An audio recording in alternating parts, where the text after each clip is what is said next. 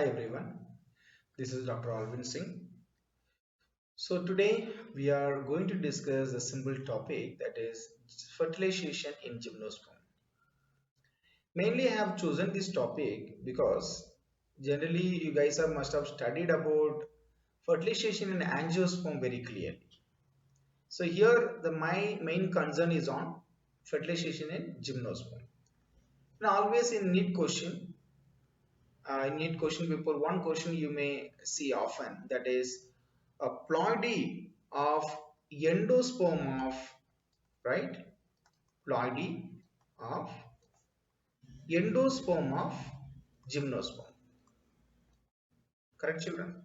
For example, when you come for a same question in case of angiosperm, immediately your answer will be, if for example if I want to write this endosperm of angiosperm, you must have heard about that. This answer is 3n nature, 3n.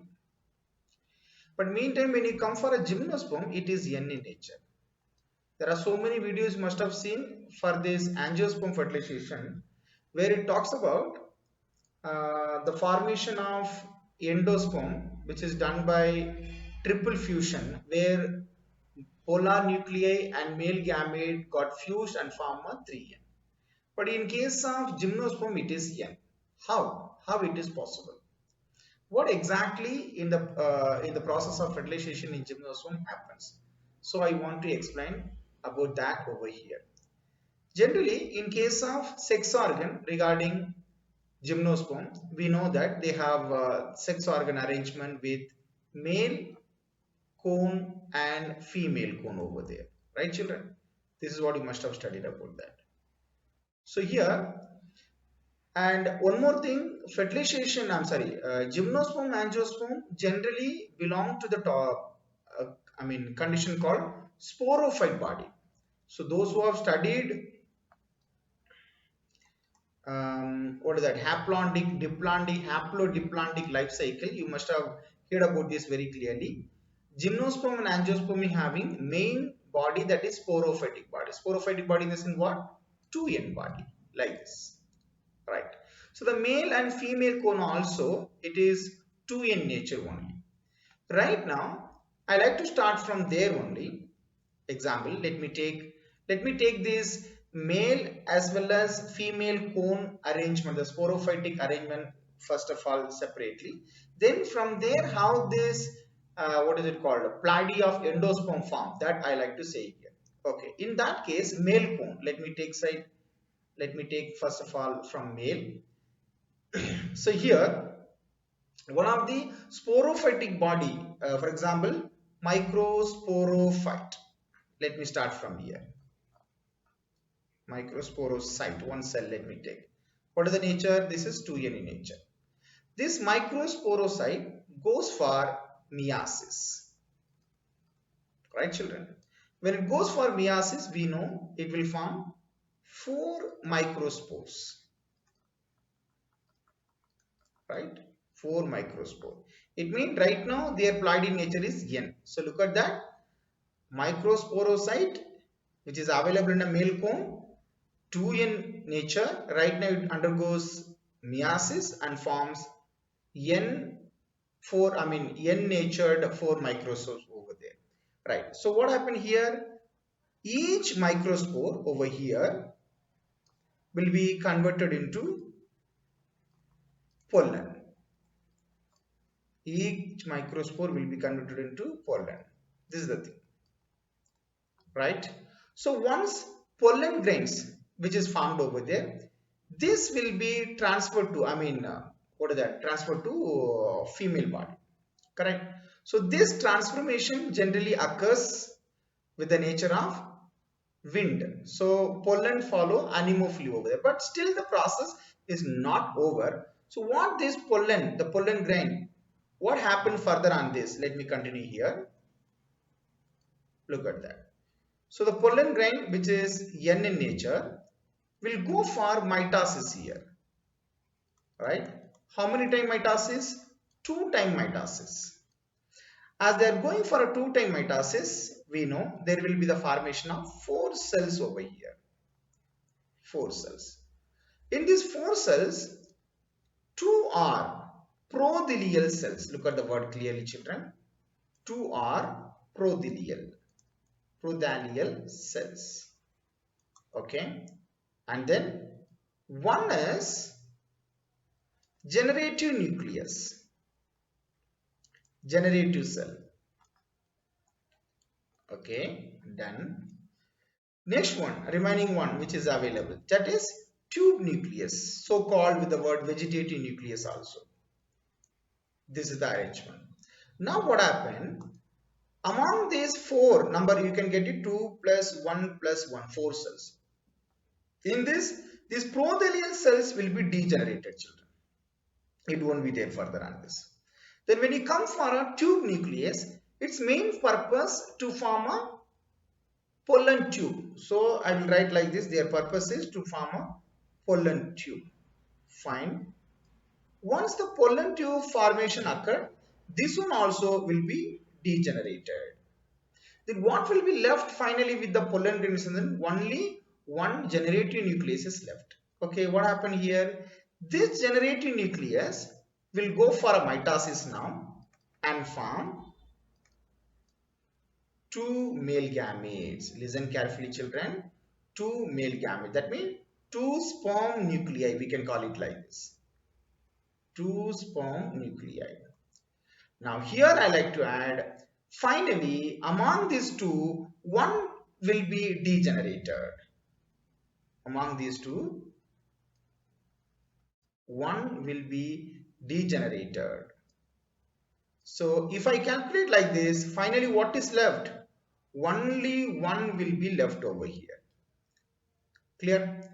So now at last this pollen grain, which is having only one sperm nucleus, that is going to enter into the female gametophyte. Okay, so let me explain the same thing in the next slide. Look at that. Okay, so from here what I'm going to say, same thing. For example, from the female side. Okay, female cone.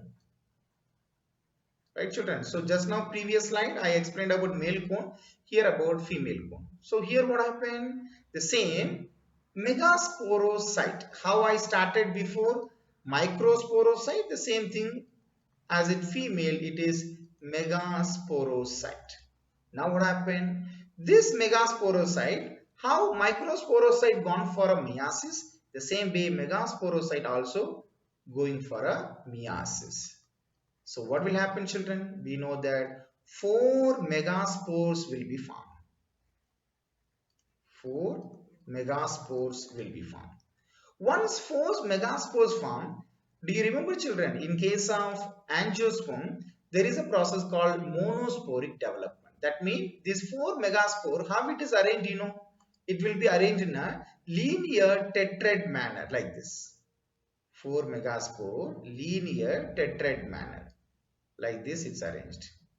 So I am adding here, among these 4 megaspore, 3 will be degenerated, children. 3 will be degenerated. So finally only one will be left. 1 megaspore will be left. So I am going to take that particular megaspores over here. Alright, 1 megaspore. Right. This 1 megaspore which is survived, that will go for a formation of female gametophyte. So now what I need to add, listen carefully. Already in the previous slide as I explained over male cone. So finally we guys know that yes, the pollen grain which is available, alright, with the single male gamete,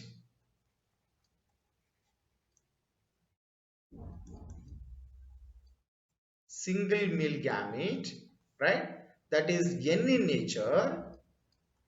This one we know that, as I told you, that this was 2N, after meiosis it became N. So 1 megaspore, yes, N. So finally this pollen grain, have to note down how they will be transferred. they are transferred from there to here by wind pollination, that means called anemophily. Okay, so just for a or that graphic representation, children, look at that. So this is female gametophyte. Okay, children. So over here, what is that? The particular pollen tube which is formed over there. So just imagine that, yes, inside the female gametophyte which is available. Now male gametophyte, that is called a, sorry, male gamete which is coming from here. So these two are going to be fused. So meantime, this other side, yes, this is called nucellus. Other side, some other cells also available. That is also N in nature, we can call it as. So other structure of this. So this is N in nature. This is also N in nature. That is called X cell. That is called from the female gametophyte major cell. This is sperm nuclei. This is also N in nature. All right. By this way, all that. Okay. So now what happened? This one, as I told you, egg. This one, as I told you, sperm nucleus. So the result will be when these two gonna be fused, right? It will form a structure like this. Example,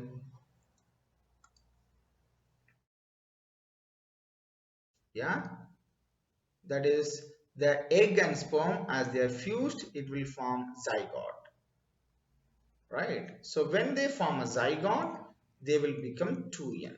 Right now, as I told you, these other cells which are around it, that will form a endosperm. That is not undergone any fusion. That means they remain, sorry, they remain in the nature of N only, which means that haploid only, like this. This is the weight over there.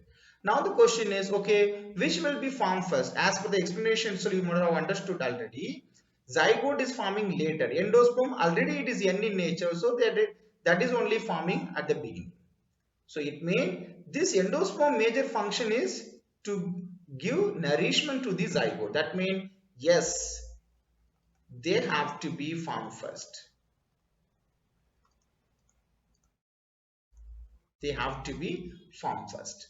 Okay, now the question is, okay sir, in case there is no formation of zygote, then endosperm will be formed. The answer is yes, endosperm will be formed. But anyway, if fertilization doesn't occur, that formation of endosperm will be wasted. But anyhow, endosperm always forms first in case of this. What are the points we have to understand between these children?